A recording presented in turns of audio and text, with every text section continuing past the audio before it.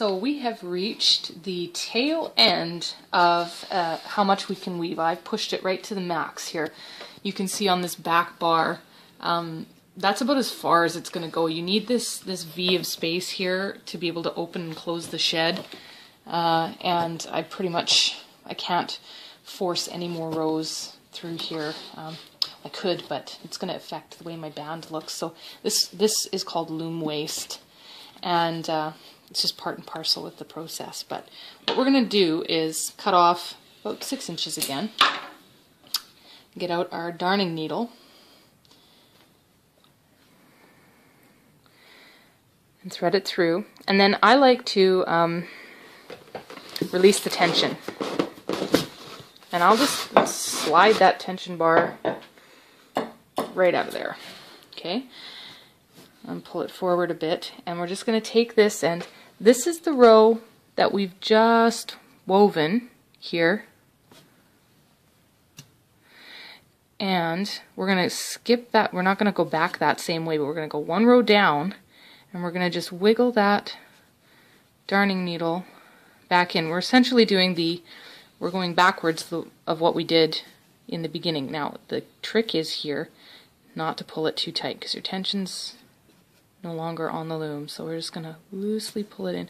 And you can choose to go back one more row if you want. You can do this at the beginning and end. You can do as many rows with the tail as you want.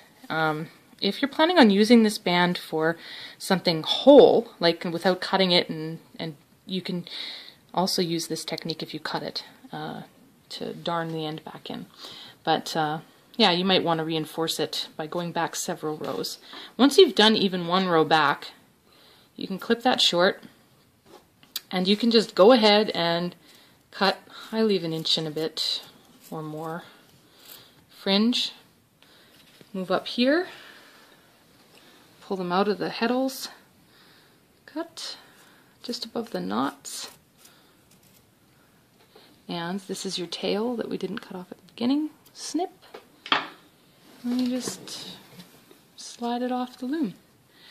And so now, this is how much waste you have, which is not too much, especially cotton.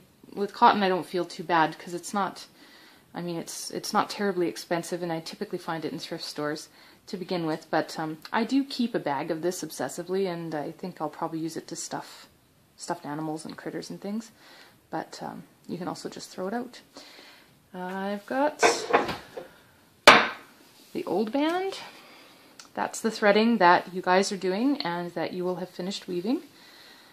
And this is the alternate color option.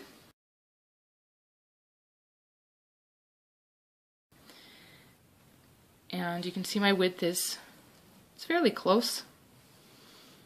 So the band tends to tell you. And I think that there's